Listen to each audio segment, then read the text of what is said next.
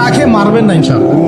রিজিক আছে, খাবো ইনশাআল্লাহ, কিন্তু হয়তো বা অভাব হবে, টাকা পয়সা একটু কম হতে পারে, অন্যের 10 তলা ফ্ল্যাট হবে, আমার হবে না, ঠিক আছে, অন্যের এত বিঘা বিঘা জমি আমার হয়তো হবে না, কিন্তু ইনশাআল্লাহ তাআলা এই যে দুনিয়ার মুসাফিরের জীবনটা, এটা মুসাফিরের জীবন না, মুসাফিরের জীবনটা কেটেই যাবে ইনশাআল্লাহ। কাটবে না? যে কোনো ভাবে কেটে তো যাবেই ইনশাআল্লাহ।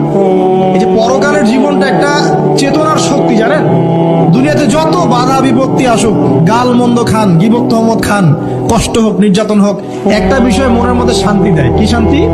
যে এই দুনিয়ার জীবনটা তো আর চিরস্থায়ী নয়, এটা তো আর সারা জীবন থাকবে না। ইনশাআল্লাহ এই অবস্থা আস্তে আস্তে পরিবর্তন হয়ে যাবে। ফাইন্না মাআল উসরি ইউসরা, পরকালে ইনশাআল্লাহ পাবো, দুনিয়াতে না পেলে কি হয়েছে, পরকালে পাবো ইনশাআল্লাহ। যুবক ভাই, এসব জেনা ছেড়ে দেন, আল্লাহ রাব্বুল আলামিন আপনার জন্য হুর রেখেছেন জান্নাত, ইনশাআল্লাহ পাবেন ইনশাআল্লাহ।